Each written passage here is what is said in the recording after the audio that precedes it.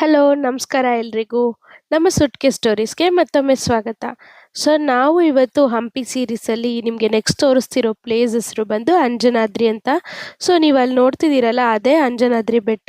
So, ಈ ಒಂದು ಬೆಟ್ಟದ್ದು ಒಂದು ವಿಶೇಷತೆ ಏನು ಅಂದರೆ, ನೀವು ಇವಾಗ ನಾವು ಹೋಗ್ತಿದ್ದೀವಲ್ಲ, ಆ ಕಡೆ ಆ್ಯಂಗಲಿಂದ ನೋಡಿದ್ರೆ ನಿಮಗೆ ಆಂಜನೇಯ ಅಥವಾ ಹನುಮಂತಂದು ಫೇಸ್ ಕಾಣುತ್ತೆ. ಸೊ, ಅದನ್ನ ನೀವು ಅಬ್ಸರ್ವ್ ಮಾಡಿ ನೋಡಬೇಕು ಈ ಆ್ಯಂಗಲ್‌ನ. ಅಲ್ಲಿ ಆಂಜನೇಯಂದು ಫೇಸ್ ಕಾಣುತ್ತೆ. ಸೊ, ಈ ಬೆಟ್ಟ ಇರೋದು ಬಂದು ಹನುಮನಹಳ್ಳಿ ಅಂತ. ಇದು ಸಹ ಆನೆಗುಂದಿ ಹತ್ರನೇ ಇರೋದು. ಕೊಪ್ಪಳಗೆ ಸೇರುತ್ತೆ, ಗಂಗಾವತಿ ಆಗುತ್ತೆ ಇದು. ಆಮೇಲೆ ಇಲ್ಲಿ ಏನು ಅಂದರೆ, ನಮ್ಗೆಲ್ಲರೂ ಹೇಳಿದ್ದು ಇಲ್ಲಿ ಲಂಗೂರ್ ಮಂಕೀಸ್ ತುಂಬ ಸಿಗುತ್ತೆ ನೋಡಕ್ಕೆ ಅಂತ. ಆಮೇಲೆ ಬೇರೆ ಕಡೆ ಎಲ್ಲಾದರೂ ಹಂಪಿಲಿ ನಿಮಗೆ ನಾರ್ಮಲ್ ನಾವು ಏನು ಫಾರೆಸ್ಟ್ ಮಂಕೀಸ್ ನೋಡ್ತೀವಿ, ಅದು ತುಂಬ ಸಿಗುತ್ತೆ ಅಂತ. ಬಟ್ ನಾವು ಬಂದಾಗ ಇಲ್ಲಿ ಆ್ಯಕ್ಚುಲಿ ಒಂದು ಲಂಗೂರ್ ಮಂಕಿ ಇರಲೇ ಇಲ್ಲ. ಬರೀ ನಾರ್ಮಲ್ ಮಂಕೀಸ್ ಇತ್ತು. ಆ್ಯಂಡ್ ಬೇರೆ ಎಲ್ಲ ಕಡೆ ಲಂಗೂರ್ ಮಂಕೀಸ್ ತುಂಬ ಇತ್ತು, ಬೇರೆ ಹಂಪಿ ಪ್ಲೇಸಸಲ್ಲೆಲ್ಲ. ಸೊ, ಇದು ಒಂದು ಕಡೆ ತುಂಬ ಮಂಕೀಸ್‌ನ ನೋಡೋಕ್ಕೆ ಸಿಗುವಂಥ ಜಾಗ ಅಂತ ಹೇಳ್ಬೋದು. ಸೊ, ಅದಕ್ಕೆ ನಾವು ಬೆಟ್ಟಕ್ಕೆ ಹತ್ತಬೇಕಾದ್ರೆ ಫುಡ್ ಆಗಲಿ ವಾಟರ್ ಆಗಲಿ ಕಾಣಿಸ್ದಿರ ಇರೋಂಗೆ ಇಟ್ಕೊಬೇಕು. ಆ್ಯಕ್ಚುಲಿ ಕ್ಯಾರಿನೇ ಮಾಡಬಾರ್ದು ಅಗತ್ಯ ಇಲ್ಲ ಅಂದರೆ. ಯಾಕಂದರೆ ತುಂಬ ಮಂಕೀಸ್ ಹಾವಳಿ ಇದೆ ಇಲ್ಲಿ. ಸೊ, ಹಾಗಾಗಿ ಎಳ್ಕೊಂಡು ಹೋಗೋದು ಅದೆಲ್ಲ ಜಾಸ್ತಿ. ಈ ಒಂದು ಟೆಂಪಲ್‌ದು ಅಥವಾ ಈ ಒಂದು ಬೆಟ್ಟದ ಓಪನಿಂಗ್, ಕ್ಲೋಸಿಂಗ್ ಟೈಮಿಂಗ್ಸು ತುಂಬ ಕನ್ಫ್ಯೂಷನ್ ಇದೆ ಗೂಗಲಲ್ಲಿ. ಸೊ, ನಮಗೂ ಗೊತ್ತಿರಲಿಲ್ಲ. ನಾವು ಆ ಟೈಮಿಂಗ್ಸ್ ನೋಡ್ಕೊಂಡು ಅದೇ ಅಂದ್ಕೊಂಡ್ವಿ. ಬಟ್ ಲೋಕಲ್ ಇಟ್ಸ್‌ನ ಕೇಳಿದ ಮೇಲೆ ಗೊತ್ತಾಯಿತು. ಆ್ಯಕ್ಚುಲಿ ಇದು 8:00ವರೆಗೂ ಓಪನ್ ಇರುತ್ತೆ. ಬೆಳಗಿನ ಜಾವ 6:00 ಓಪನ್ ಆದರೆ ನೈಟ್ 8:00ವರೆಗೂ ಓಪನ್ ಇರುತ್ತೆ. ಬಟ್ ಗೂಗಲಲ್ಲಿ ಸ್ವಲ್ಪ ಮಿಸ್‌ಮ್ಯಾಚ್ ಇದೆ ಟೈಮಿಂಗ್ಸು. ಅದಕ್ಕಾಗಿ ನಾವು ಇಲ್ಲಿ ಲೋಕಲ್ ಐಟ್ಸ್‌ನ ಕೇಳಿಕೊಂಡು ಆಮೇಲೆ ಇದನ್ನ ಪ್ಲ್ಯಾನ್ ಮಾಡ್ಕೊಂಡ್ವಿ ಅಂಜನಾದ್ರಿದು. ಸೊ, ನೀವು ಅದಕ್ಕೆ ಇಲ್ಲಿ ಸನ್‌ರೈಸ್‌ಗಾದ್ರೂ ಪ್ಲ್ಯಾನ್ ಮಾಡ್ಬೋದು, ಸನ್‌ಸೆಟ್‌ಗಾದ್ರೂ ಪ್ಲ್ಯಾನ್ ಮಾಡ್ಬೋದು. ಬಿಕಾಸ್ ತುಂಬ ಚೆನ್ನಾಗಿರುತ್ತೆ ಅಂತಿದ್ದಾರೆ ವ್ಯೂವು, ಅದಕ್ಕೇನೆ. ಸೊ, ನಮಗೆ ಎಂಟರ್ ಆಗಿದ ತಕ್ಷಣ ಸಿಗೋದು ಈ ಬಾಲಹನುಮ ಪಾದ ಮತ್ತೆ ಪಕ್ಕದಲ್ಲಿ ಶ್ರೀರಾಮರ ವಿಗ್ರಹ. ಯಾರಿಗೆ ಬೆಟ್ಟ ಹತ್ತೋಕ್ಕಾಗೋದಿಲ್ವೋ ಅವರಿಗೆ ಇದೊಂದು ನಮಸ್ಕಾರ ಮಾಡ್ಕೊಳ್ಳೋದಿಕ್ಕೆ ಜಾಗ ಅಂತ ಇದೆ.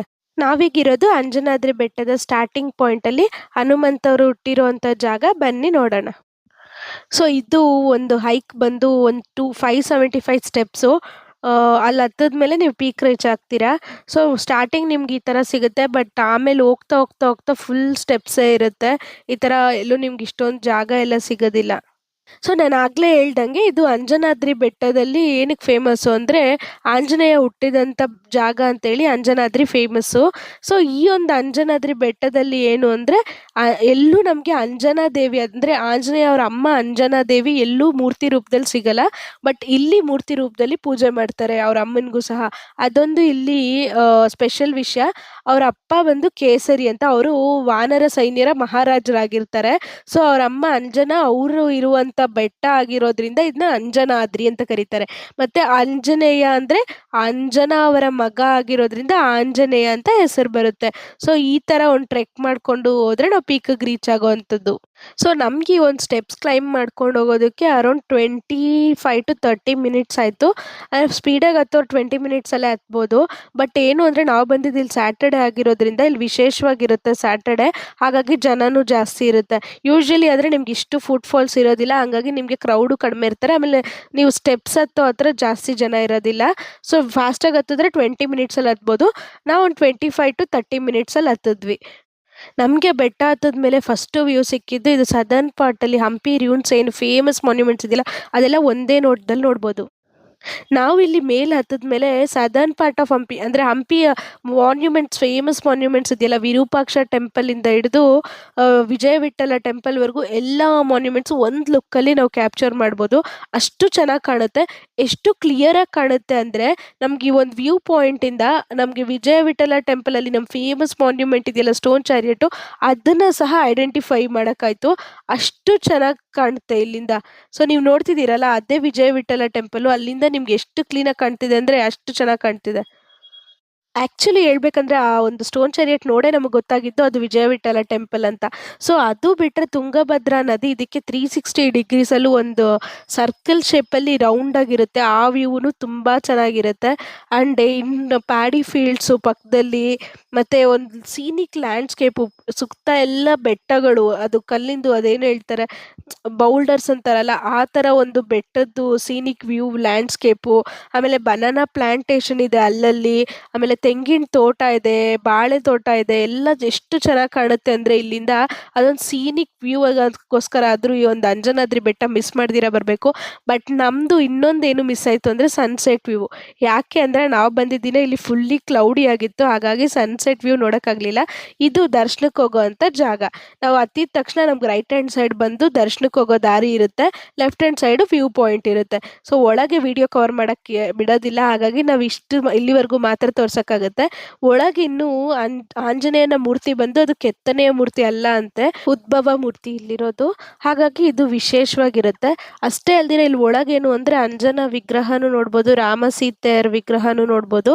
ಜೊತೆಗೆ ನಮಗೆ ರಾಮೇಶ್ವರಮಲ್ಲಿ ಏನಿದೆ ರಾಮ್ ಸೇತುದು ಒಂದು ಕಲ್ಲು ಅಂತ ತೋರಿಸ್ತಾರಲ್ವಾ, ಆ ಫ್ಲೋಟಿಂಗ್ ಸ್ಟೋನು, ಅದನ್ನು ಸಹ ಇಲ್ಲೂ ಪ್ರಿಸರ್ವ್ ಮಾಡಿದ್ದಾರೆ. ಹಾಗಾಗಿ ಇಲ್ಲಿ ಅದನ್ನು ನೋಡ್ಬೋದು.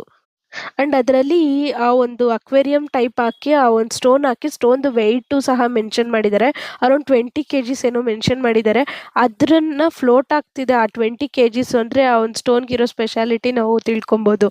ಸೊ 20 kg ಸ್ಟೋನು ಸ್ಟಿಲ್ ಅಕ್ವೇರಿಯಮಲ್ಲೇ ಫ್ಲೋಟ್ ಆಗ್ತಿದೆ ಅಂದರೆ ಅದಕ್ಕೇನೋ ಒಂದು ವಿಶಿಷ್ಟತೆ ಇದೆ ಅಂತಲೇ ಅಲ್ವಾ. ಸೊ ಇಷ್ಟು ನೋಡಿಕೊಂಡು ಇಲ್ಲಿ ಸ್ವಲ್ಪ ಟೈಮ್ ಸ್ಪೆಂಡ್ ಮಾಡಿದ್ವಿ, ಒಂದು ಹಾಫ್ ಆನ್ ಅವರು. ತುಂಬ ಚೆನ್ನಾಗಿದೆ, ಕಾಮಾಗಿದೆ, ಗಾಳಿ ಬೀಸ್ತಾ ಇದೆ. ಆಮೇಲೆ ಈವ್ನಿಂಗ್ ಸನ್ಸೆಟ್ ವ್ಯೂ ನೋಡೋಣ ಅಂತ ಕೂತಿದ್ವಿ. ಬಟ್ ಒಂದು ಕ್ಲೌಡಿ ಇರೋದ್ರಿಂದ ಸನ್ಸೆಟ್ ವ್ಯೂ ನೋಡೋಕ್ಕಾಗಲಿಲ್ಲ, ಸನ್ನೆ ಕಾಣಿಸ್ತಿರ್ಲಿಲ್ಲ ಆ್ಯಕ್ಚುಲಿ ಹೇಳ್ಬೇಕಂದ್ರೆ. ಸೊ ಹಾಗಾಗಿ ಸರಿ ಅಂತೇಳಿ ನೋಡೋಣ ಅಂತ ಹೊರಡ್ಬೇಕಾದ್ರೆ ನಮಗೆ ಕಾಣಿಸಿದ್ದು ತುಂಗಭದ್ರಾ ನದಿ ಈ ಒಂದು ಹಂಪಿನ 2 ಪಾರ್ಟ್ಸಾಗಿ ಡಿವೈಡ್ ಮಾಡುತ್ತೆ ಅಂತ ನಿಮ್ಗೆ ಆಲ್ರೆಡಿ ನಾನು ಪ್ರೀವಿಯಸ್ ವಿಡಿಯೋ ಅಲ್ಲಿ ಹೇಳಿದ್ದೆ. ಆ ಒಂದು ಪ್ರೀವಿಯಸ್ ವಿಡಿಯೋಲಿ ಹೇಳಿದ್ದೆ ಪಾರ್ಟ್ 1, ಪಾರ್ಟ್ 2 ಅಥವಾ ಪಾರ್ಟ್ ಎ, ಪಾರ್ಟ್ ಬಿ ಅಂತ ನಾವು ಹಂಪಿನ ಡಿವೈಡ್ ಮಾಡ್ಕೋಬೋದು, ಅಥವಾ ನಾರ್ದರ್ನ್ ಹಂಪಿ, ಸದರ್ನ್ ಹಂಪಿ ಅಂತ ಡಿವೈಡ್ ಮಾಡ್ಕೊಬೋದು ಅಂತ ಏನು ಹೇಳಿದ್ನಲ್ಲ, ಆ ಒಂದು ಡಿವಿಷನ್ನು ಇಲ್ಲಿ ವ್ಯೂ ಅಲ್ಲಿ ಕ್ಲಿಯರಾಗಿ ಕಾಣಿಸುತ್ತೆ. ಸೊ ಆ ಒಂದು ತುಂಗಭದ್ರಾ ನದಿ ಹೇಗೆ ಹಂಪಿನ ಒಂದು 2 ಪಾರ್ಟ್ಸಾಗಿ ಸ್ಪ್ಲಿಟ್ ಮಾಡಿದೆ ಅಂತ ನಾವಿಲ್ಲಿ ನೋಡ್ಬೋದು. ಸೊ ನೀವಿಲ್ಲಿ ನೋಡ್ತಾ ಇದ್ದೀರಲ್ಲ, ಸೊ ಲೆಫ್ಟ್ ಹ್ಯಾಂಡ್ ಸೈಡ್ ಇರೋದು ಪಾರ್ಟ್ ಎ ಹಂಪಿ ಆದರೆ ರೈಟ್ ಹ್ಯಾಂಡ್ ಸೈಡ್ ಇರೋದು ಪಾರ್ಟ್ ಬಿ ಹಂಪಿ. ಸೊ ಇದು ವಿಜಯನಗರ ಕಾಲದ ಮುಂಚಿಂದೆಲ್ಲ ಪಾರ್ಟ್ ಎ ಅಲ್ಲಿರುತ್ತೆ, ವಿಜಯನಗರ ಕಾಲದಾದ್ಮೇಲಿಂದೆಲ್ಲ ಪಾರ್ಟ್ ಬಿ ಇರುತ್ತೆ. ಇಲ್ಲೂ ಸ್ವಲ್ಪ ಇದೆ ವಿಜಯನಗರದು, ಬಟ್ ಪ್ರಾಮಿನೆಂಟ್ ಆಗಿರೋದೆಲ್ಲ ಇಲ್ಲಿ ರಾಮಾಯಣ ಕಾಲದ್ದು ಆ ಥರದ್ದು ಜಾಸ್ತಿ. ಆಮೇಲೆ ಒಂದು ಚಿಂತಾಮಣಿ ಕೇವ್ಸ್ ತೋರಿಸಿದೀವಿ, ಅದು ಶಬರಿ ಗುಹೆ, ಇಂಥವೆಲ್ಲ ರಾಮಾಯಣ ಕಾಲದ ಜಾಸ್ತಿ ಇರೋದು ಈ ಕಡೆ. ಆ ಕಡೆ ಬಂದು ಎಂಟೈರ್ಲಿ ನಿಮಗೆ ವಿಜಯನಗರ ಎಂಪೈರ್ದು ಒಂದು ಮಾನ್ಯುಮೆಂಟ್ಸು, ಒಂದು ಏನು ಹೇಳ್ತಾರೆ ಅವ್ರ ಕೊಡುಗೆ ಎಂಥದ್ದು ಹಂಪಿಗೆ ಅಂತ ನೋಡಬೇಕು ಅಂದರೆ ಆ ಕಡೆ ಹೋಗಿ ನೋಡಬೇಕು. ಸೊ ಇವತ್ತು ನಾನು ನಿಮಗೆ ಡೇ 1 ಆಫ್ ಹಂಪಿದು ಇಷ್ಟು ಸೀರೀಸ್ ನಾವು ಮಾಡಿದ್ದು.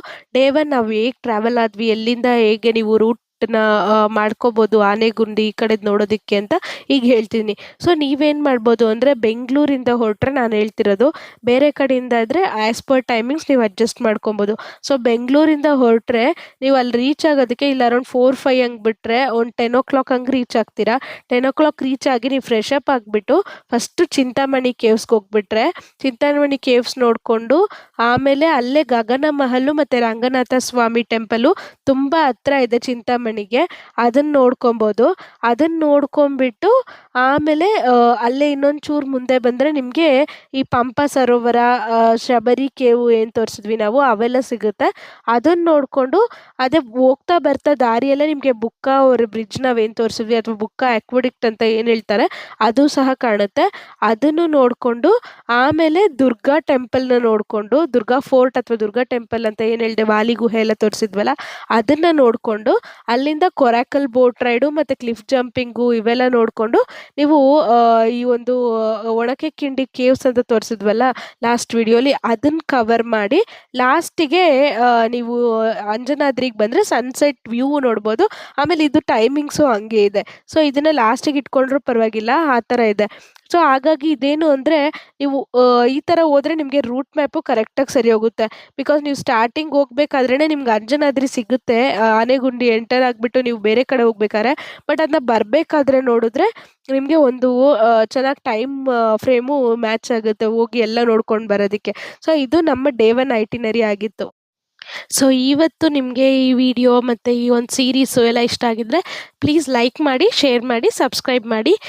ಆ್ಯಂಡ್ ಇನ್ನಷ್ಟು ಹಂಪಿ ಸೀರೀಸ್ ಇನ್ನೂ ಬಾಕಿ ಇದೆ. ಇದು just northern side of Hampi ಆಗಿತ್ತು. So thank you for watching us.